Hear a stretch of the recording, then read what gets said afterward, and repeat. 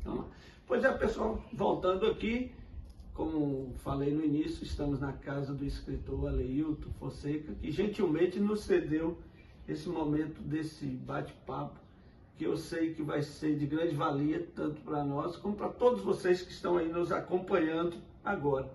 E esse interesse por Canudos, né? Engraçado, doutor Aleilton, que eu estive conversando com alguns amigos de São Paulo, de Goiânia e de fora sobre Canudos, né? Sobre a guerra de Canudos, que é conhecido, né, lá fora. E aí eles ficaram assustados quando eu apresentei o trabalho do senhor, né, do livro, que nós vamos conversar sobre ele aqui. Então, a voz de dentro e a voz de fora. Vamos começar por aí.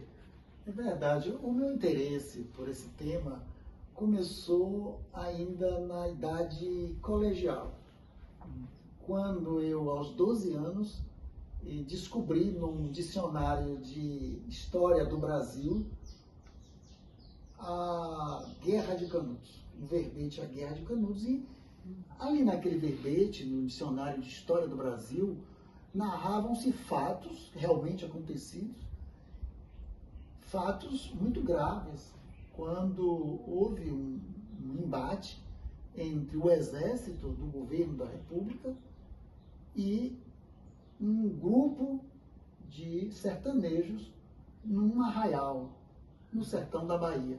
Isso me chamou muito a atenção. E esse verbete falava do livro Os Sertões, de Euclides da Cunha. E eu, então, no dicionário de literatura brasileira, encontrei o verbete sobre os sertões, a campanha de Canudos, de Euclides da Cunha. E eu li sobre aquele livro. O livro reportava sobre os acontecimentos da guerra, de um ponto de vista crítico.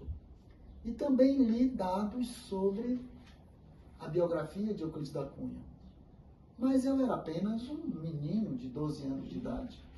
E eu sabia que a minha avó, Dona Nália Souza, era daquela região sertaneja, da região de Bom Conselho, que hoje se chama Cícero Dantas.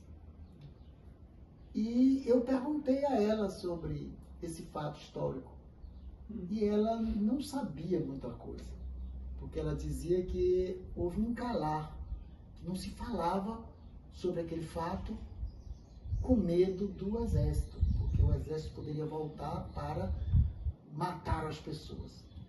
E eu fiquei muito impressionado com isso, porque ela dizia que o conselheiro e que aqueles sertanejos eram gente boa, eram pessoas boas, trabalhadores, e que foi uma injustiça o exército brasileiro ter ido até lá e destruído a cidade inteira com a morte de milhares de pessoas. Eu fiquei muito impressionado com isso. E esse tema, então, sempre me acompanhou. Eu sempre me interessei por leitura, por literatura, acabei me tornando um escritor, um professor de literatura. E, mais ou menos aos 17 anos, eu li Os Sertões. Li com aquela dificuldade de um adolescente lendo um livro tão difícil. Li pulando algumas partes, as partes mais difíceis, olhando no dicionário, e fui adiante. E fiquei ainda muito mais impressionado. Mas eu era apenas um jovem de 17 anos. Pois não. Veja bem, doutor, quando o Euclides da Cunha escreveu Os Sertões, que o senhor teve seu contato ali aos 17 anos, que muito difícil aquela linguagem, né, a escrita de Euclides da Cunha.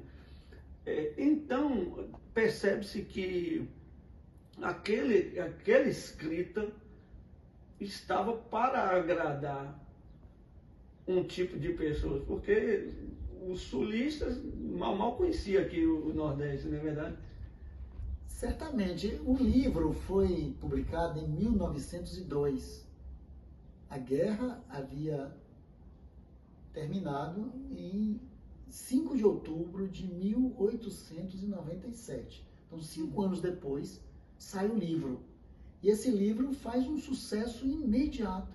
ele foi muito bem recebido na intelectualidade brasileira como um livro esclarecedor, um livro, como o próprio autor chamava, um livro vingador, no sentido de que apresentava os fatos, os detalhes, mostrava os insucessos do exército brasileiro, que só conseguiu derrotar os sertanejos na 4ª expedição, na 4ª tentativa. E esse livro, então, é escrito para a intelectualidade, num português clássico, muito difícil, de grande maestria do autor Euclides da Cunha.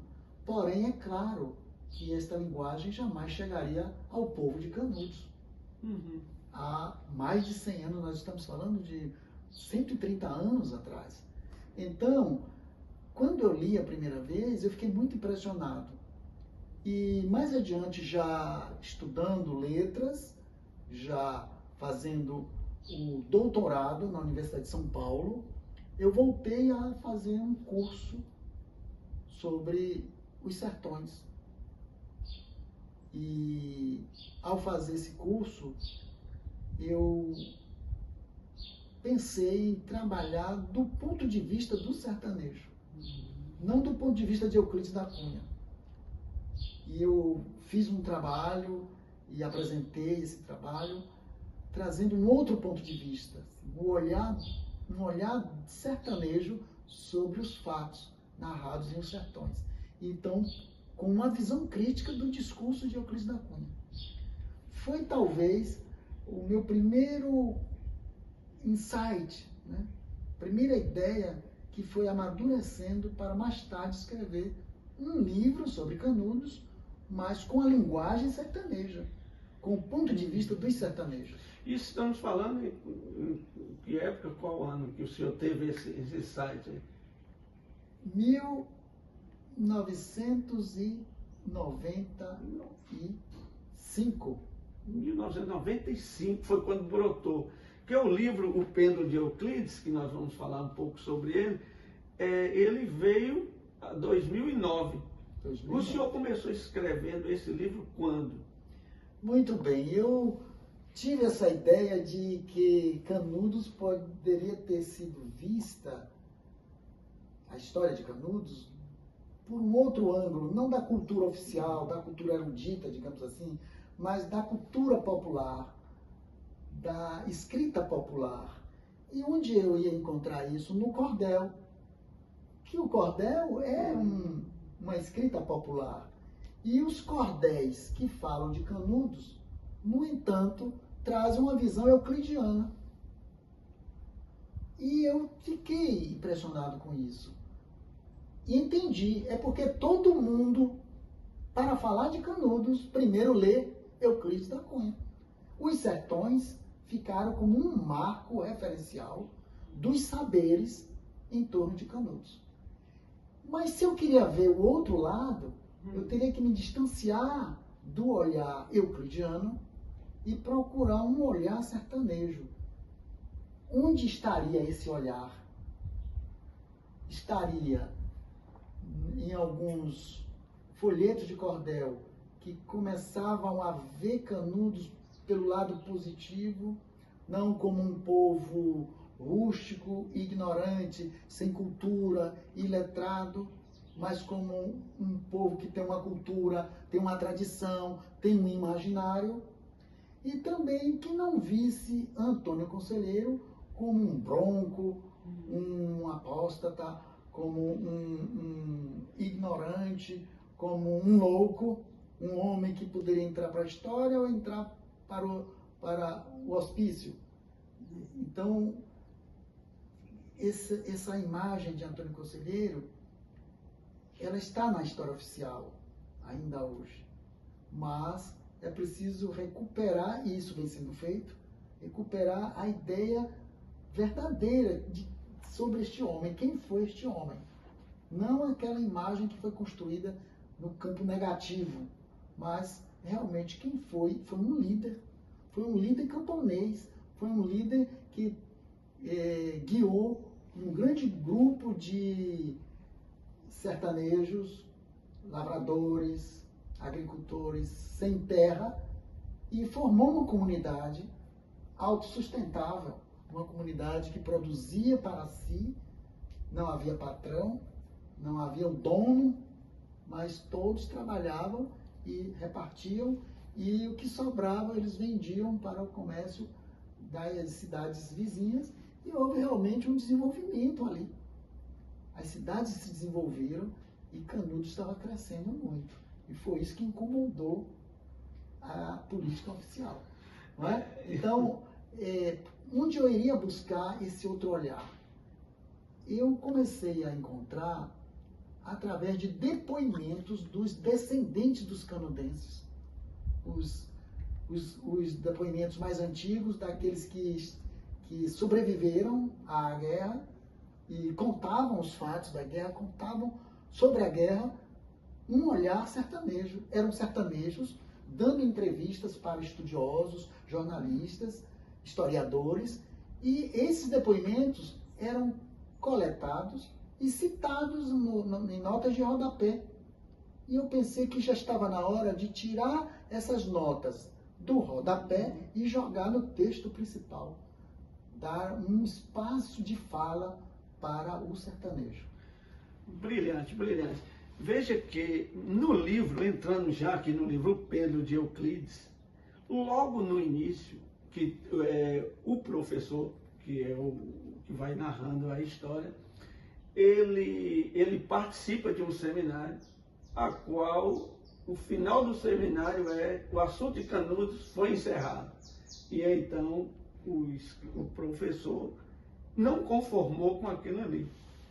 E então dali surge a ideia da viagem, né? Isso no livro. Sim. Agora o que eu quero chegar é o seguinte: e então parte para a viagem o professor, um poeta, que é o Alex, e também um professor francês que estava nesse seminário também, que partiu para essa viagem rumo a Canudos, uma viagem daquelas. E aí o interessante é que na conversa, na ida até Canudos, no bate-papo, no confronto ali do professor com o poeta, que também era bem inteirado do assunto de Canudos, tem uma coisa que marcou, que eu vi, que quando fala de que Canudos tinha aproximadamente, naquela época, que era o Belo Monte Canudos, 25 mil pessoas. Eu gostaria que o senhor falasse algo sobre isso, naquela época, Antônio Conselheiro já tinha conseguido reunir em torno de 25 mil nordestinos, 25 mil pessoas naquele local, olha só, e também um contexto histórico da época, que é muito interessante também para as pessoas que estão nos assistindo. É verdade. Belo Monte é o nome do arraial. Eles fundaram o arraial de Belo Monte. E há a pedra fundamental, que hoje se encontra num museu, numa casa de cultura popular, né, no Instituto de Cultura Popular, em Canudos. Não é? Canudos era um nome genérico dado àquela região, mas não era algo registrado. Então, ali naquela região, à margem do Vaza Barris, uma região que estava abandonada, Antônio Conselheiro levou para lá, depois de peregrinar durante muitos anos, de cidade em cidade, no sertão baiano, depois de sofrer perseguições, depois de ser preso, e depois a própria justiça o inocentou de qualquer culpa. Ele chegou a ser preso e levado para o Ceará, terra natal dele. Ele é natural de Quixeramobim, nasceu lá em 1830, morreu em Canudos em 22 de setembro de 1897, então 67 anos de idade. Né? Para a época, viveu bastante, né? Teve uma vida longa nessa peregrinação. E Antônio Conselheiro era um líder. E ele foi criado na cidade de Quixeramobim, filho de uma família de pequenos proprietários, e a sua família tinha desentendimentos com uma família muito poderosa. E aí, naquele tempo, os poderosos simplesmente mandavam matar os seus desafetos. E foram matando os homens da família dele, um a um. Ele foi o único que sobrou, porque o padre daquela cidade, de quem a família era muito amigo, ele era batizado naquela paróquia, ele estudou com os padres, ele sabia latim, ele sabia aritmética, ele sabia português, ele deixou livros escritos, né? Se descobriu depois. Então ele tinha uma formação católica e uma boa formação. Ele então teve que fugir, deixar tudo e fugir para outras cidades do interior de Ceará. E ele sobreviveu como professor leigo em fazendas, dando aulas para pessoas nas fazendas. Ele sobreviveu como mascate, ele sobreviveu como ajudante de paróquia. Ele ajudou o famoso padre Biapina nas obras assistenciais, né? Em Sobral, ele esteve por lá. E ele acabou tendo a ideia de ir para o sertão, peregrinar pelo sertão, para ajudar as pessoas que tinham necessidade. Ele disse que recebeu uma iluminação. Assim, vai, Antônio, seja o peregrino para ajudar os pobres e necessitados. E ele veio seguindo, passou por Sergipe e veio para a Bahia. E aqui ele encontrou esse sertão baiano para atuar. Então, quando ele, depois de anos e anos de peregrinação de cidade em cidade, onde ele chegava e fazia benefícios para a sociedade, ele com o grupo consertavam cercas, pintava as igrejas, pintava os muros do cemitério, recuperava as igrejas velhas. Há muitas benfeitorias em várias cidades aqui da região, do entorno de Canudos. E então, quando ele fixa esse pessoal, a fama se espalha, que era um lugar abençoado, um lugar onde aquelas pessoas que viviam como alugados nas fazendas, sofrendo num trabalho semi-escravo, elas poderiam ir para lá. E chegando lá, elas recebiam ferramentas de trabalho, sementes e um pedaço de chão para cultivar. E podiam fazer a sua casinha. E por isso se multiplicou muito rápido. Chegou a ser a segunda população do estado da Bahia, só perdendo para Salvador, a capital. Incrível, né? Então, isso foi incrível. Numa época em que as cidades tinham 1.000 habitantes, 1.200, 2.000 habitantes, 3.000 habitantes, Canudos, quer dizer, Belo Monte, chegou a ter 30.000 habitantes. Aí o senhor vê, né, quando Euclides da Cunha nos apresenta o Antônio Conselheiro, ele mostra aquele Antônio Conselheiro, aquele fanático, um lunático, praticamente. Como que um lunático, fanático e etc., poderia conseguir juntar 25.000 pessoas aproximadamente? E olha que eram índios, né? Aquela turma, índios, escravos aforreados, recém-aforreados, que não tinha nem para onde ir, e ainda aquelas pessoas que trabalhavam, como o senhor falou, trabalho escravo. Essa era a população de Belo Monte, não é isso? E o Antônio Conselheiro conseguiu implantar, de uma certa forma, uma política pública ali, né? Desse trabalho, que as pessoas chegavam para lá e tinham um amparo, tinha carinho, tinha um apoio, tinha um respeito acima de tudo. Não é isso, doutor? É verdade. Antônio Conselheiro era um pregador, um beato. O que é o beato? Naquela época, estamos falando de 130 anos, havia aquelas pessoas que eram pregadores, como se fossem párocos, ou seja, pessoas que têm o dom da pregação, de ler a Bíblia, de chamar as pessoas para o cultivo da fé religiosa, do catolicismo popular. Não das igrejas oficiais, mas um catolicismo popular. E havia vários lugares, vários povoados, onde não havia igreja, não havia padre. E esses pregadores supriam a necessidade das pessoas de se congregarem para professarem sua fé religiosa, para cultivar, né, os preceitos da religião. E Antônio Conselheiro, ele era um pregador muito expressivo, ele dominava a retórica, ele lia muito a Bíblia, o livro A Hora Mariana. Ele fazia as pregações dele muito em cima do Novo Testamento. E era como se fosse mesmo um ato religioso, mas de um leigo. Uhum. Por isso, o beato. O beato é aquela pessoa que se dedica ao ofício da pregação, não sendo padre, não tendo ordem, né? Não é ordenado padre, mas tem a vocação. E veja que os pais de Antônio Conselheiro queriam que ele fosse padre. Né? É porque o pai dele morreu, ele ainda muito jovem, era um negociante que estava com problemas, deixou dívidas, ele foi trabalhar para sanear essas dívidas do pai. Ele foi criado sem mãe, a mãe morreu, ele ainda criança. Então ele teve um pouco a vida dificultada por essas injunções.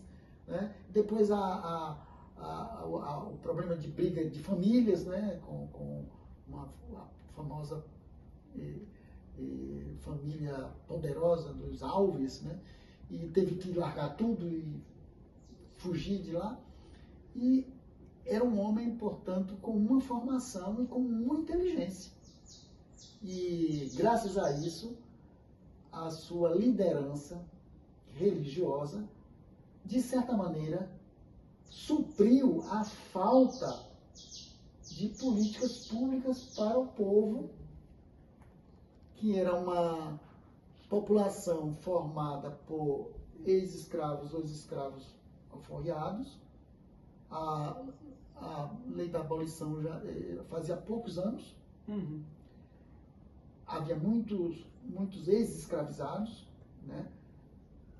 Índios aculturados e descendentes de africanos e descendentes de índios, que formavam essa população sertaneja. Muito mais até uma população de mistura de brancos pobres, que os europeus, muitos vinham da Europa para cá, pobres, sem nada, para tentar a vida aqui na colônia e depois no início do Brasil, já pós-independência. E esses se misturavam, tanto com africanos, e sobretudo com os índios. Então, e Euclides da Cunha vê isso muito claramente em Os Sertões. Descreve o caboclo sertanejo. Né? Ele faz uma genealogia do sertanejo que realmente é muito, muito interessante.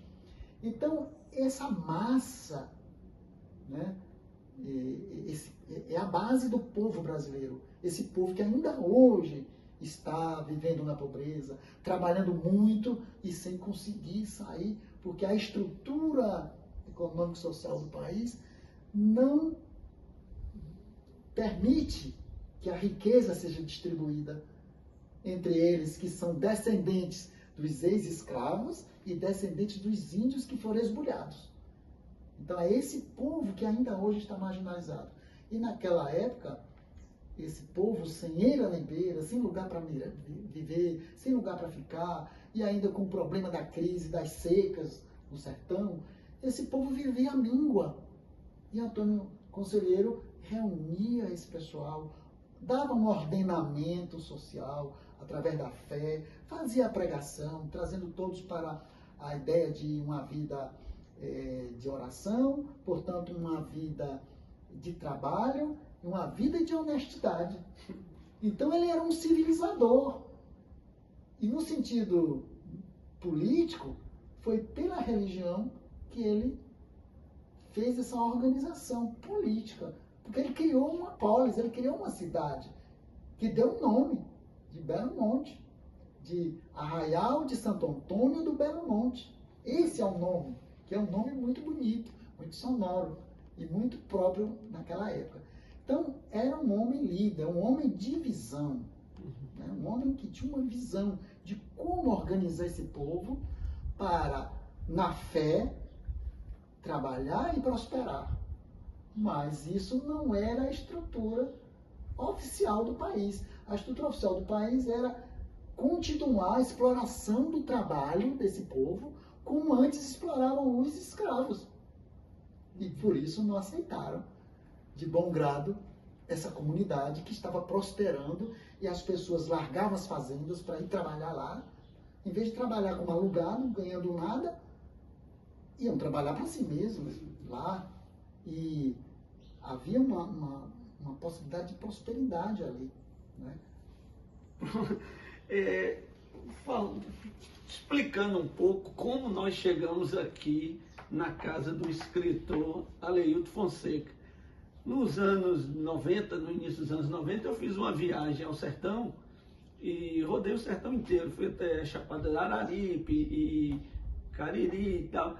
E eu conheci uma senhora em Recife, a Deise Gueiros, que era de Garanhuns.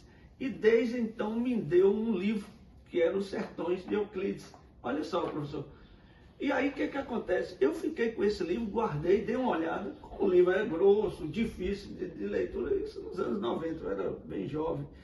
Aí eu guardei esse livro e deixei guardado. E os anos foram passando, e há pouco tempo, na universidade, eu tive uma aula de literatura com o professor Adeilton Lupinho. E aí passou alguns livros. Aí eu falei, não, eu tenho um livro de Sertões. Aí ele falou, então, Rosenberg, você dá uma lida e faz uma resenha do livro Sertões.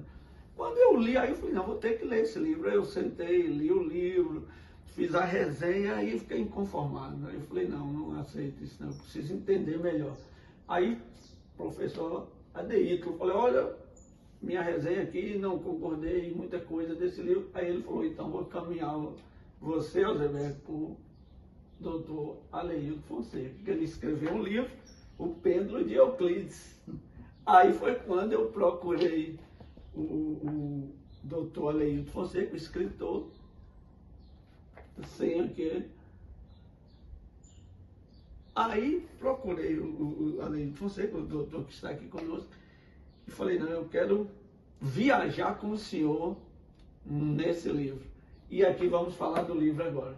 Como surgiu, como foi a ideia. Eu ouvi uma entrevista do senhor que durou 24 horas, a esposa levando um lanchinho. Tudo isso aí eu quero que o senhor registre aqui para nossa plateia que está aqui também. Este livro, O Pêndulo de Euclides, é um romance, né, em que os fatos de Canudos são narrados, mais uma vez, tantos livros que narram essa história a partir de Os Sertões, mas ele é feito num diálogo crítico com Os Sertões. Em que sentido? No sentido de que a voz principal que fala neste relato é a voz de um sertanejo. Seu Eusébio é o personagem que, encontrado em Canudos pelos 3 amigos viajantes, dos quais você já falou, o professor de literatura, o poeta Alex e o professor francês Dominique, os 3 encontram esse sertanejo, Seu Eusébio. E Seu Eusébio, então, inicialmente muito resguardado, não queria mais falar do assunto, mas depois esse sertanejo desconfiado, Seu Eusébio, entendeu que era necessário falar, que não era mais uma entrevista de tantas que ele havia concedido e que depois ele dizia que as pessoas escreviam lá do jeito dela, não do jeito dele. Então ele diz, olha, eu vou falar, mas escreva do jeito que eu estou falando. Não bote suas palavras bonitas em cima das minhas, que depois eu vou ler e nem entendo. Isso ele fala, não falseia. Não falseia as minhas palavras, né? Eu vou falar, mas bote no livro como eu falei. Porque ele dizia, eu já estou cansado de pessoas que vêm aqui, perguntam, eu respondo, e depois faz o livro, até me manda de presente, eu vou ler, não entendo, não foi aquilo que eu falei, não foram aquelas minhas palavras. Não é? Então, isso é um pouco uma crítica sobre os pesquisadores que se assenhoram das informações, mas escrevem no estilo deles, no jeito deles. Uhum. Bom, enfim, por que escrevi esse livro? Eu, como você disse, a gente lê certas coisas que a gente não concorda. Uhum. Mas aquilo está nos livros. Aquilo é oficial.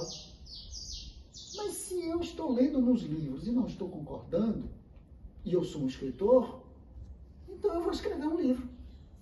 Vou colocar no livro uma outra visão, uma outra voz, uma outra perspectiva. E eu pensei que eu precisava ir a Canudos, porque eu já tinha lido muito sobre Canudos. Os sertões, os livros de história, livros de sociologia, outros livros de ficção sobre Canudos, poesia. E eu pensei que eu precisava ler Canudos com os próprios olhos, pisando na terra de Canudos e respirando o ar de Canudos. E eu fui a Canudos. E foi diferente de tudo que eu tinha lido. A experiência de ver o lugar onde tudo aconteceu, de ver as águas do Vaza Barris na represa de Cocorobó, no açude de Cocorobó, caminhar por ali, ir aos museus e ver os vestígios, ver a pedra de fundação, a cruz da igreja construída por Antônio Conselheiro, ver aquelas pessoas que já não são descendentes, mas são sertanejos, representam, lembrar aqueles depoimentos daqueles sertanejos, ver os documentários, e aí o documentarista Antônio Olavo tem uma obra muito importante, Antônio Olavo, pode-se pesquisar nas redes sociais e encontrar documentários em que há os depoimentos de pessoas que eram presentes na época, que estavam lá e que contavam do que ouviram falar, ou do que as pessoas de dentro de Canudos transmitiram, e depois esses depoimentos são históricos, porque essas pessoas já se foram, mas ficaram a imagem dos documentários, ficaram as imagens, as palavras, as expressões. Tudo isso é um conhecimento popular. Isso não está nos livros, mas isso está na experiência e no saber, está no imaginário. E isso precisa ser escrito.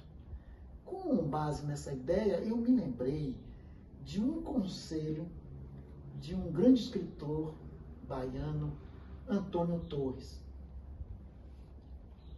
que eu conheci lendo a obra dele, depois o conheci pessoalmente. E aí, sendo eu também escritor, nós conversamos, ficamos amigos. E sempre que eu vou ao Rio de Janeiro, eu encontro Antônio Torres para bater um papo, tomar um café. E num desses cafés, Antônio Torres, falando de literatura, escrever, ele me disse: Aleilton, nós não devemos escrever só os livros que queremos escrever. Nós devemos também escrever os livros necessários. Isso ficou na minha cabeça.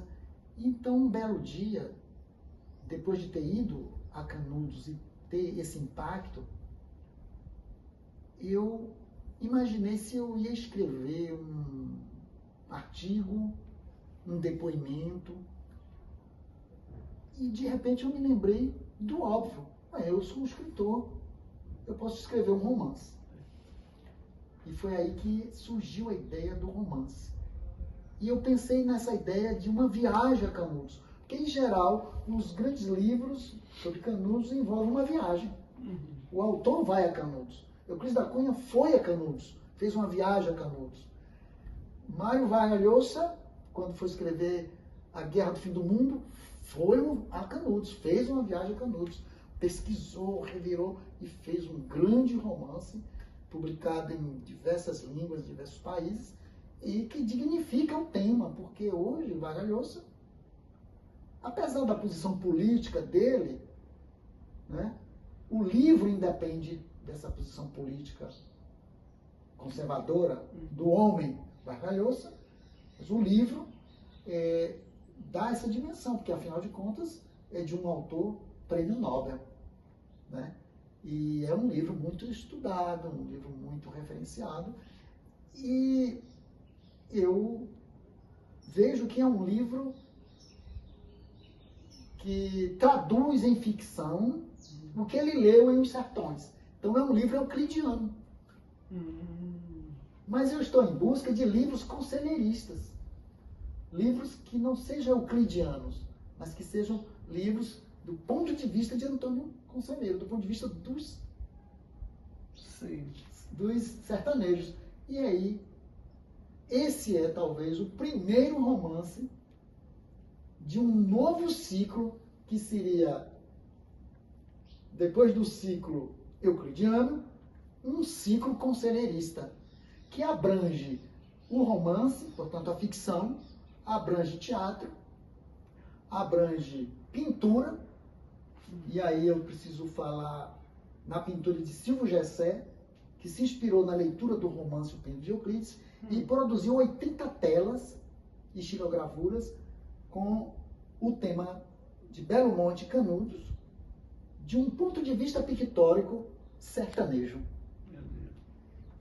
E também na música e, sobretudo, no cordel. Então, hoje, nós temos um cordel novo, um cordel que não é mais contra Canudos, que não é uma acusação a Antônio Conselheiro e os canudenses, e sim uma visão dos canudenses, uma visão em favor de Canudos, focalizando Antônio Conselheiro como um líder comunitário e focalizando os sertanejos como cidadãos em luta por uma sobrevivência digna, enfrentando o status quo, enfrentando a estrutura social latifundiária que domina, como domina ainda hoje, o sertão e que mantém o povo na extrema pobreza.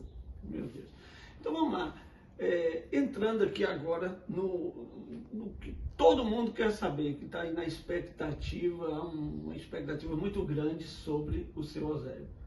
Seu Eusébio que representa a voz de dentro, a voz do sertanejo, ali mesmo, da guerra. E como surgiu a ideia? Eu queria entrar nessa viagem, eu quero viajar com o senhor nesse imaginário. Como surgiu essa ideia desse personagem?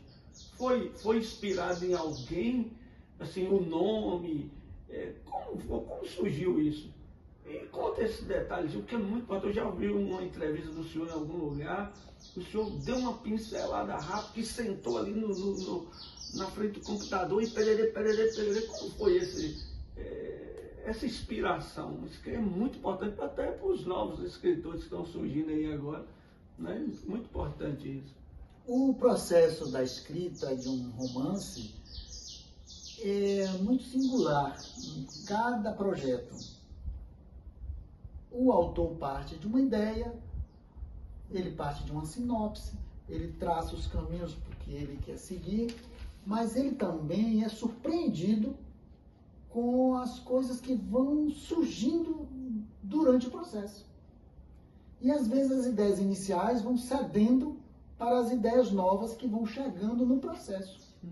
Quando eu pensei em escrever essa história, a ideia central era da viagem de 3 pessoas interessadas em Canudos, o professor pesquisador que não se conformou com aquela ideia de que Canudos já está esgotado o assunto, já tem os livros, já fizeram as pesquisas, tudo está dado, tudo está nos livros, os documentos já estão registrados e compulsados, e ele não se conforma com aquilo, porque ele acha que há algo ainda não revelado, algo outra perspectiva que podia ser abordada.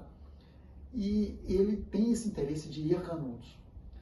O poeta que estava naquele evento, que tinha o interesse de conhecer Canudos, porque ele é um fã de Euclides da Cunha e de Antônio Conselheiro, e o outro que vem da Europa, que é um brasilianista, que se interessa pela cultura popular, pela cultura baiana e sertaneja.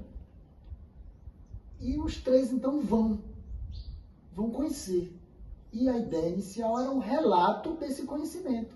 Conversar com as pessoas, ir nos lugares, descrever os lugares. Mas ao chegar lá e conversar com um feirante, com um funcionário do museu, com a dona da pensão, e para visitar Canudos precisava de um guia.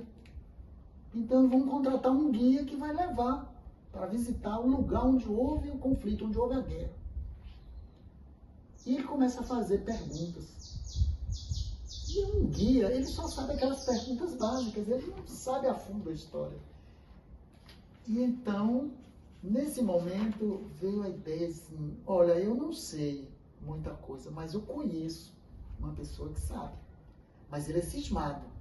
Ele não gosta de conversar com gente estranha, gente de fora. Vamos lá. Se ele tiver num bom dia, quem sabe ele conversa com vocês, ele fala.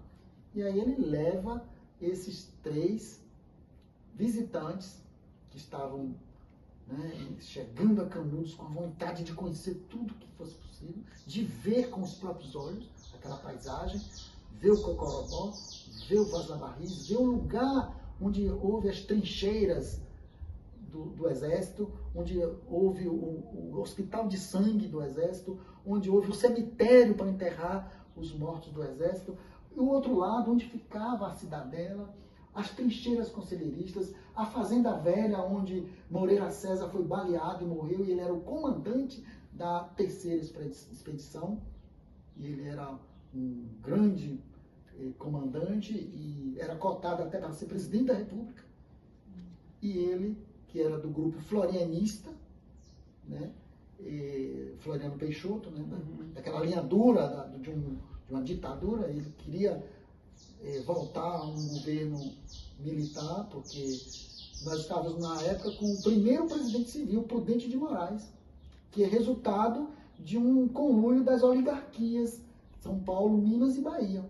Tanto que Manuel Vitorino era o baiano era o vice-presidente. E o governador da Bahia era Luiz Viana.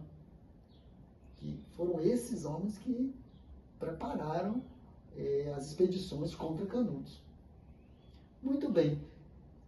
Seu Eusébio, então, surge daí. Agora, qual é a gênese de Seu Eusébio? A gênese de Seu Eusébio é plural, é coletiva. Pelo seguinte, Seu Eusébio, eu não criei esse personagem me baseando em uma pessoa, mas me baseando em todos os relatos de todos os sertanejos que deram depoimento em algum lugar, nos documentários, em filme, em reportagens das revistas, dos jornais, em livros, aqueles que deram depoimento a pesquisadores que foram a Canudos e depois fizeram seu trabalho e depois colocaram um anexo com as respostas que as pessoas que foram entrevistadas deram. Falei, vou trazer isso para o primeiro plano, isso está sempre em segundo plano, sempre está no rodapé ou no apêndice. Vamos trazer esse discurso para o centro. E então, quando a palavra é dada a Seu Eusébio, que é um narrador da oralidade, né, o romance segue com a palavra de Seu Eusébio, que é neto de um canudense que, por milagre, conseguiu sair de Canudos antes da destruição total. E aí, no livro, conta como foi esse milagre. Que, na verdade, aí é um dado ficcional, né? Eu criei isso aí. Quer dizer, ele consegue sair junto com o Euclides da Cunha. Quando Euclides da Cunha resolve ir embora de Canudos, ele foi embora de Canudos 3 dias antes da destruição total, ele leva uma criança, porque as crianças capturadas eram dadas a quem quisesse levar, de presente. E Euclides da Cunha levou uma criança de Canudos, um canudense, que depois se tornou, em São Paulo, um professor e foi até diretor de uma escola, que teve uma vida decente. Mas muitas outras crianças, sobretudo meninas, não tiveram bons destinos. Muitas foram levadas para trabalhar sem ganhar nada em casa de gente bem, empregada doméstica sem receber nada, ou seja, em situação análoga à escravidão. Outras constam que foram empregadas para a prostituição, e os meninos para trabalhar na roça, até morrer sem direito a nada. Então, as crianças de Canudos, elas foram distribuídas como presentes para quem quer um menino, quem quer uma menina de Canudos. Mas Euclides da Cunha leva esse menino e repassa, dá uma família de São Paulo que cria esse menino, e esse menino teve uma vida digna. Foi uma exceção. Há uns 5 anos, quando se comemoraram os 130 anos de Canudos, 130, 120, 120 anos de Canudos, sim, descendentes desse menino de Canudos, que em os sertões eles chamam de jaguncinho, eu detesto. Jamais uma criança pode ser chamada. Na verdade, as crianças de Canudos foram vítimas de uma guerra terrível, né? Não uma guerra, mas de um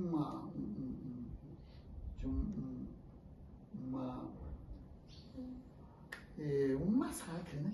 Canudos, na verdade, foi um massacre. Guerra é a história oficial que diz que foi uma guerra, porque os canudenses se enfrentaram, mas os canudenses eram trabalhadores rurais. Eles tinham foice, eles tinham facão, eles tinham espingarda de caça e enfrentaram um exército. Não foi um exército contra outro exército. Isso sim é guerra. Mas um exército contra uma população que havia mulheres, crianças, idosos e homens trabalhadores, isso na verdade é um massacre de uma população civil. Agora, é claro que os canudenses reagiram e lutaram bravamente. E cada expedição, que a primeira, a segunda, a terceira expedição, quando eles derrotam a segunda, os soldados fogem e deixam para trás as armas, deixam para trás as munições, e eles pegaram aquilo para eles. Quando vem a terceira, eles usam. A terceira é derrotada, foge, debanda e larga tudo para trás, munição, armas, e eles já põem tudo para eles. Quando vem a quarta expedição, eles estão armados e com munição do próprio exército, né? E também eles produziam pólvora artesanalmente e produziram balas a partir de ferro. Eles tinham ferreiros, né? Então, a partir de ferros, e eles enfrentaram realmente heroicamente e achavam que derrotariam os sertanejos em um dia. Levou meses, até que realmente conseguiram destruir, tocaram fogo na cidade, queimaram a cidade e os corpos. Foi uma coisa, uma mancha terrível na história do Brasil e que ainda precisa ser melhor explicado, né? Porque a história oficial não conta os fatos reais, mas falam de uma população fanática, de revoltados contra a República, que foi preciso um governo agir para destruir. No romance aqui, o senhor traz o julgamento da República. Exatamente. Eu tive essa ideia, né, de criar esse capítulo sobre esse julgamento. É uma coisa metafórica, né? Uma coisa simbólica. Pelo seguinte, Seu Eusébio, esse narrador canudense, ele reúne as consciências históricas dos sertanejos. É como se ele fosse um arqui-personagem, um arqui-narrador, um narrador comunitário, aquele que tem o conhecimento de todas as histórias e reúne todas as histórias e tenha uma autoridade para contar. Por quê? Porque ele é de dentro, como você disse. É uma visão de dentro. Ele é um sertanejo. Ele é descendente de um canudense. Então, ele vai contar os fatos a partir do sentimento sertanejo, do ponto de vista sertanejo e com a linguagem sertaneja. Então é uma linguagem muito simples, né? Uhum. Mas é uma linguagem que é sertaneja, mas você não vai encontrar nenhuma palavra escrita errada aí. Uhum. Você não vai encontrar, porque eu acho que para dignificar a palavra do sertanejo, é preciso entender as variantes da língua. E olhar a língua portuguesa pelo ponto de vista da linguística geral, em que uma língua ela tem várias modalidades. Algumas dessas modalidades têm a ver com diferentes culturas, diferentes lugares. Então, você tem o português padrão, oficial, erudito, e você tem um português popular, um português falado popularmente nos centros urbanos, assim você também tem uma modalidade da língua portuguesa falada no campo, falada nas roças. E esses falares, em conjunto, formam um amplo sistema da língua portuguesa. Porque dizer que eles falam errado, é errado. Uhum. Eles falam modalidades diferentes. Sabe? Porque ele não faz a concordância, mas a marca de plural está ali. Uhum. Né? Quando uma pessoa interiorana, ou porque não teve acesso ao português formal ensinado na escola, diz eles vai, nós sabemos que é mais de um que vai. Uhum. Nós sabemos que é eles vão. Sim. Eles vão é a forma oficial, mas eles vai, o eles está no plural, e esse plural se comunica com o verbo. Então, eles, plural, vão, plural do verbo. Mas se diz eles vai, você entende que é mais de um que vai. Eles é mais de um. Então, a comunicação foi feita. Uhum. Do ponto de vista da linguística, essa forma é mais econômica, porque uma forma verbal só pode comunicar com a marca de plural no pronome a ideia Sim. de plural. Entendi. Então, quando a gente analisa, muitas vezes o erro, entre aspas, traz uma sabedoria. Lembrei se não salvo engano, é Marcos Banho, né? Que Sim, é um grande linguista, né? E ele descreve exatamente, ele tem aquela ideia assim, deixe sua língua em paz, quer dizer, fale sua língua e se comunique. Né? Claro, nós temos consciência de que há um momento de você falar um português formal, Sim, sim. não é? Você vai fazer uma conferência, então você vai fazer um português formal. Mas você não vai falar com a mesma linguagem de conferência entre seus amigos na beira da praia tomando uma cerveja. Você fala um português mais distenso, coloquial. Né? Então, é preciso ter essa dimensão de que a língua é mais ampla do que uma modalidade considerada a correta, do que uma modalidade considerada a língua culta, que, claro, é muito importante, Sim, sim. mas isso não é motivo para desprezo ou preconceito em relação àqueles que falarem outras modalidades. Então, mas eu gosto de ter uma precaução com relação a isso, porque muitas vezes os escritores escrevem no livro a fala sertaneja com o português errado. Né? Sim. E isso acaba sendo um elemento negativo.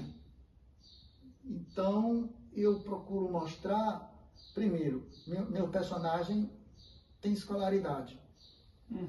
Porque já é um estereótipo nos livros, nos romances, o personagem do campo, o personagem sertanejo, falar errado. Não tem escolaridade. Isso acontece que muitos anos já se passaram. No sertão até agora tem universidade, tem escola. E muitos sertanejos são letrados. Muitos sertanejos têm título de doutor. Portanto, é preciso mudar isso. Então, você reconhece que é uma linguagem popular e sertaneja pela prosódia, pela sintaxe. Agora, as palavras estão escritas de uma forma correta, como você encontra no dicionário. Perfeito. Né? Ele fala quase. Então, aí escreve quase com E no final. Não vou botar o I, quase. Para dizer que ele fala quase. Né? Porque se for assim, nós teríamos que escrever Brasil com U. Porque, em geral, a gente não fala Brasil. Brasil fala no sul do país. No Rio Grande do Sul fala Brasil, com L. Nós falamos Brasil. Porque é um fenômeno linguístico a lateral L se transformar na vogal U. Em vez de Brasil, Brasil. Porque é mais fácil para pronunciar Brasil. Agora, Brasil, Brasil. Né? Então, são fenômenos linguísticos. Que esses fenômenos vêm desde a formação da língua. Né? Então, estamos chegando assim no final, mas o senhor disse assim, que o assunto de Canudos não está encerrado. Quero pegar essa fala. Então, isso quer dizer que nós podemos esperar alguma coisa que está vindo por aí. Correto? Sim, não necessariamente da minha autoria, mas de outros autores. O que eu espero é que, e isso já vem acontecendo, né? Nós temos livros para mostrar, é que no cordel nós já encontramos vários folhetos de cordel que traz uma visão sertaneja sobre Canudos. Que olha Canudos não do ponto de vista euclidiano, não do ponto de vista da cultura oficial, mas do ponto de vista da cultura sertaneja, do ponto de vista do olhar sertanejo. E isso é muito importante, porque se eu chego numa comunidade, eu venho de longe, venho de fora, trazendo uma bagagem cultural, uma visão de mundo, de longe, olho e digo, vou escrever sobre eles, a própria linguagem está dizendo eles. Há um distanciamento, é um olhar de fora. E o olhar de fora não conhece a intimidade do imaginário, não conhece a entranha daquela cultura. Agora, quando é uma voz de dentro, essa voz diz assim, ele não diz, eu vou falar deles, diz assim, vou falar de nós. Então, eles é uma visão de fora, nós é uma visão de dentro.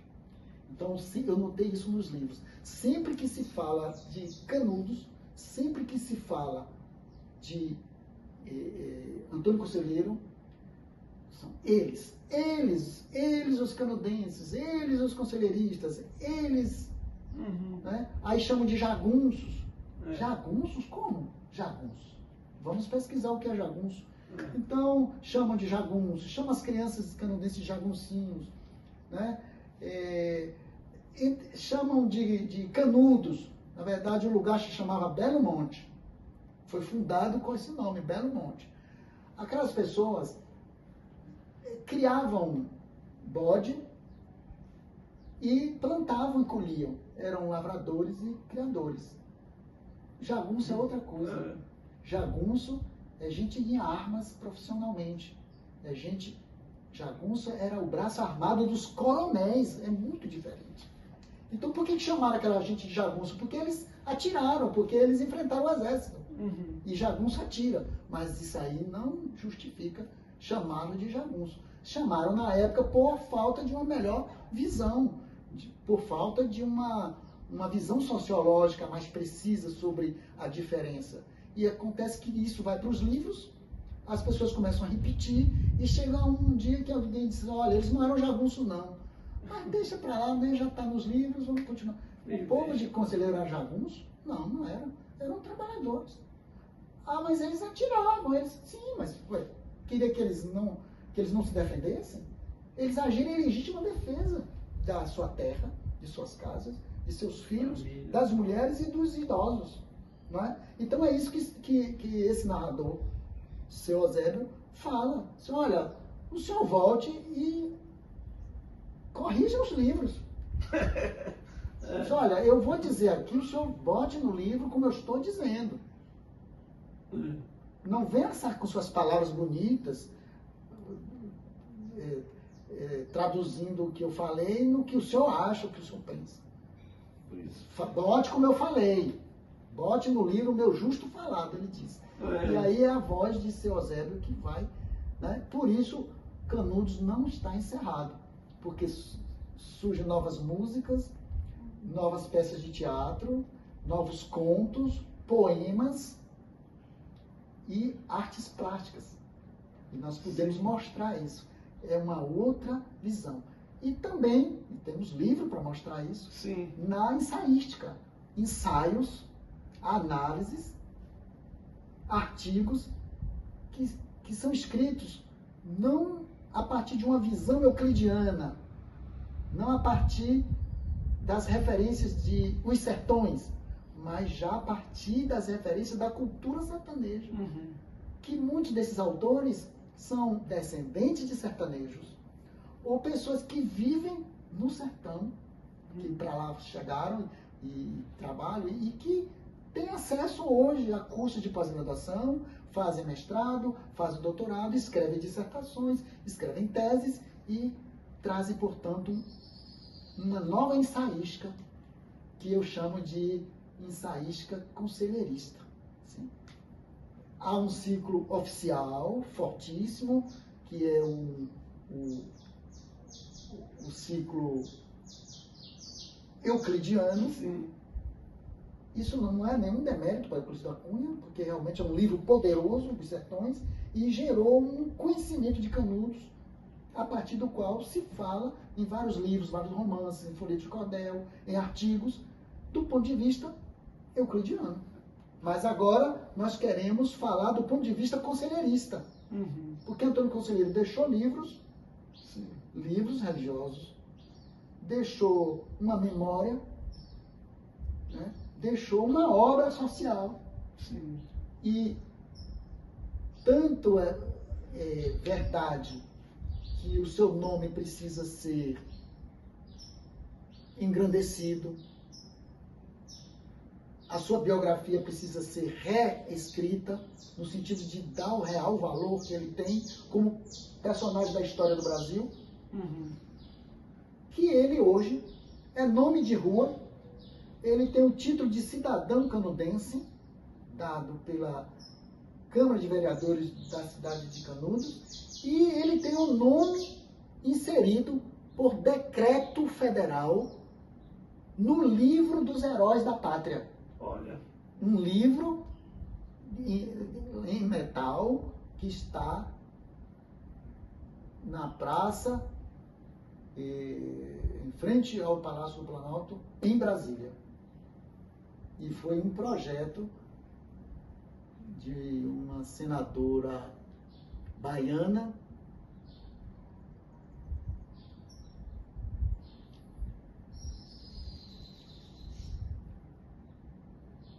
que é da Mata. Lides da Mata. Lides da Mata, uma senadora baiana, que fez a proposta ao Congresso Nacional. O Congresso Nacional aprovou. Poxa. E há o decreto inserido o nome de Antônio Conselheiro no livro de Heróis da Pátria. Interessante. Então, a história verdadeira está vindo à tona e muitos livros, portanto, precisam ser realmente corrigidos. Seu Eusébio, o narrador sertanejo, tem razão. O senhor diz assim que com relação à história, a história precisa ser reescrita, né? E pode ser reescrita pela ficção. Essa lacuna que ficou aberta. Exatamente. A história, ela tem uma conformação oficial, né? Uhum. Claro que os historiadores já mudaram essa concepção. Hoje há a história dos vencidos, dos oprimidos, as histórias sociais, que confrontam com a história oficial, essas dos livros didáticos, essas que insistem em levar para a escola, Sim. e que não conta realmente a história integral dos conflitos sociais, mas conta uma história do vencedor.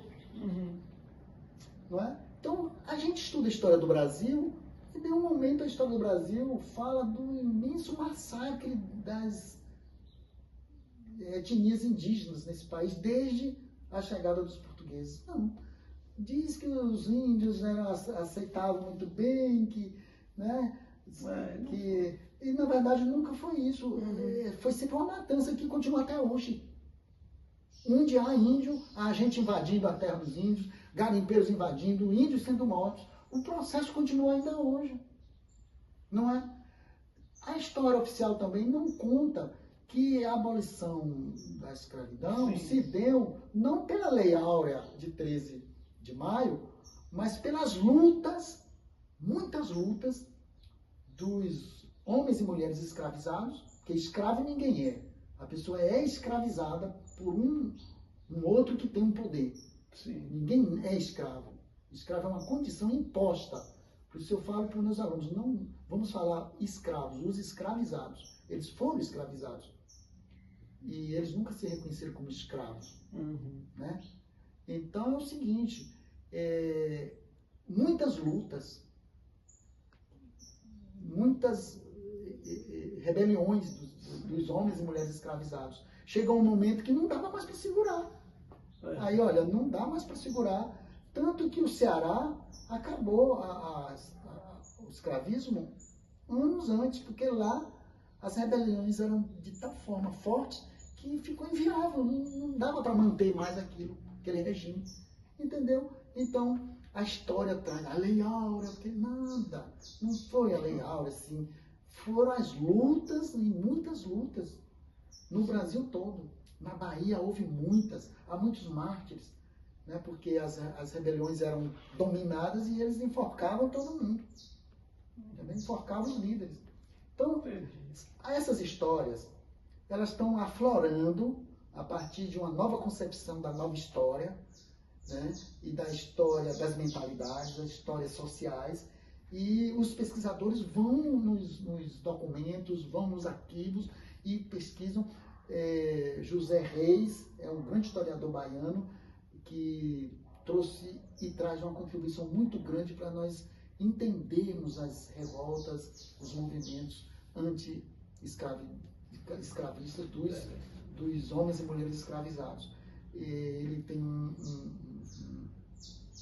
uma obra que inclusive ganhou o prêmio da Academia Brasileira de Letras pelo conjunto dessa obra, muito importante, de um grande pesquisador que traz à tona a história que foi deixada de lado. Então, nesse sentido, o romance e a ficção é uma forma de contestar a história oficial, trazendo, né, os fatos que foram esquecidos ou recontando de outra maneira os fatos que foram moldados segundo a visão que interessava ao status quo, à cultura oficial, né? Que é a cultura dos poderosos, né? Então, a ficção histórica, né? É o romance histórico.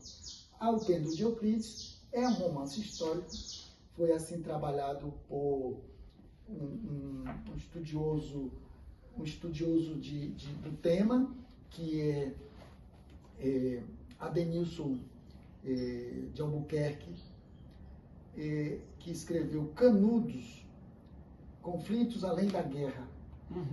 Aqui ele faz um estudo de O Pêndulo de Euclides comparando com a Guerra do Fim do Mundo, de Vargas Llosa.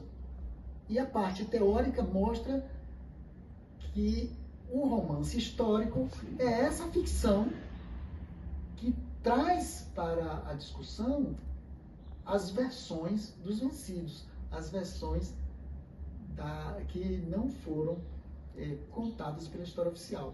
Nesse sentido, a ficção histórica muitas vezes pode corrigir e fazer justiça aos personagens que foram registrados como desordeiros, como fora da lei, e na verdade eles são heróis do povo. Eles são líderes comunitários importantes que levaram o povo a buscar a forma de emancipação, para sair da dominação, do latifúndio, para sair da exploração do trabalho semi-escravo, né? Então, são livros importantes. Esses outros livros mostram, por exemplo, aqui um livro que eu organizei ao lado de Silvio Gessé, que é um artista plástico baiano do sudoeste da Bahia, de Vitória da Conquista e Mucugê, e ele leu o livro O Pêndulo de Euclides, se inspirou, leu também Os Sertões, leu outros livros, e ele faz uma nova pintura sobre Canudos. Uma pintura com um estilo sertanejo. Então nós passamos a ter agora uma interpretação pictórica do ponto de vista sertanejo sobre Canudos. Então ele recupera as cores fortes, né? Porque a pintura oficial sobre Canudos, que são obras de grandes mestres, com grande qualidade, é a pintura vista de fora, é a visão de fora. E geralmente é uma pintura piedosa, lúgubre, luto, assim, sobre um povo que foi destruído e tal. Então, são quadros assim meio lúgubres, são assim, meio que, né, de luto, né, fechados. Aí ele faz Canudos antes da guerra, Canudos com cores quentes, o vermelho, o sol, a paisagem, o trabalho, o dia a dia, Canudos viva. E depois ele mostra também como foi a destruição, né? E ele também cria imagens dos sertanejos, né, das paisagens, dentro de uma linguagem pictórica sertaneja, inclusive vai utilizar a técnica, né, a técnica que é da arte sertaneja, que é a xilogravura, né? Então, nós temos aqui nesse livro as xilogravuras.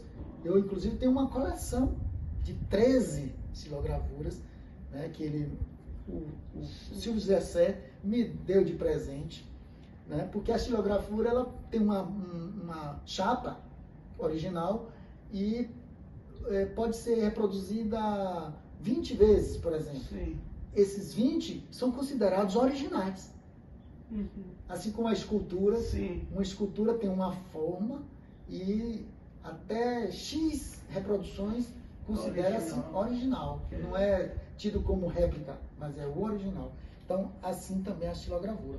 Então, isso é muito importante, porque ao lado disso, eu posso citar o cordel de José Amâncio, de Ceará, que é um cordel conselheirista, ou seja, um cordel que fala bem de conselheiro, que apresenta conselheiro como um idealizador, como um líder social, né? Diferente daquela imagem como um desordeiro, como louco, né? E, por último, esse livro, Visitações a Belo Monte Canudos, que reúne estudos, análises, ensaios sobre aspectos de Canudos de um ponto de vista conselheirista, não euclidiano, mas do ponto de vista da cultura sertaneja. Então, aqui os autores dizem assim, somos conselheiristas.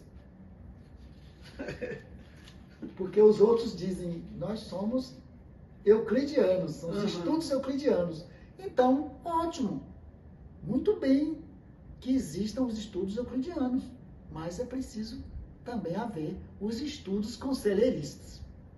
Então, essa é a grande questão, que é o debate cultural, que é o processo de revisão da história oficial e a valorização da história das comunidades. Cada comunidade tem o direito de contar a sua própria história, de escrever seus próprios livros. Isso, seu Eusébio diz, vocês sempre vêm de longe, vêm de fora, vêm da universidade para escrever sobre nós, para escrever nossas histórias.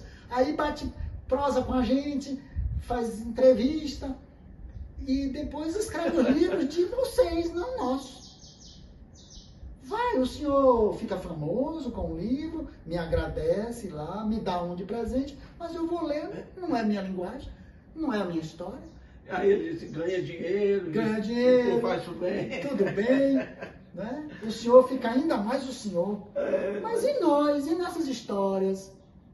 É isso mesmo. Nós queremos escrever nossas histórias, nós queremos escrever nossos livros. Então chegou a época em que os sertanejos também escrevem romance, os sertanejos também fazem palestra, os sertanejos fazem mestrado, doutorado, os sertanejos são historiadores, os sertanejos querem escrever seus próprios livros, sua própria história, e os sertanejos querem dar a sua visão sobre os fatos. Por isso, Canudos é um tema que está em debate, é um tema que está em revisão. É isso aí, pessoal. Nós estamos chegando no final. E também o doutor Aleilton Fonseca, que é escritor, professor universitário, ensaísta e também membro da Academia Baiana, né, de Letras. Eu sou professor da Universidade Estadual de Feira de Santana, já há algumas décadas. Sou membro da Academia de Letras da Bahia e também da Academia de Letras de Itabuna e da Academia de Letras de Ilhéus. E como escritor, eu tenho um compromisso com as minhas raízes. Eu sou de uma origem dupla. Eu sou de uma família de sertanejos, agricultores, e outra parte do litoral. Então, eu circulo entre a Mata Atlântica e o sertão. Eu vou desde as praias, os manguezais de Ilhéus, até o açude de Cocorobó, no sertão da Bahia. Esse é o meu território, esse é o meu universo, né? E eu me reconheço. A minha identidade é na estrada, entre sertão, litoral, litoral, sertão. Mas Antônio Conselheiro já dizia, o sertão vai virar mar e o mar vai virar sertão. E isso é uma metáfora. Ele quer dizer que nós vamos nos misturar. Nós seremos sertanejos do litoral e seremos litorâneos do sertão. É isso aí, pessoal. Chegando no final, quero agradecer ao professor Dr. Aleilton, escritor, por nos ter recebido aqui com tanto carinho, tanto amor. Muito obrigado, viu? E espero ter outras vezes. Alzenberg Freitas, eu lhe agradeço e agradeço a sua equipe por essa oportunidade de falar de literatura, que realmente me dá uma grande alegria, uma grande satisfação, sobretudo tendo os passarinhos como fundo musical. Então, muito obrigado. É isso aí, minha gente. Forte abraço e até a próxima.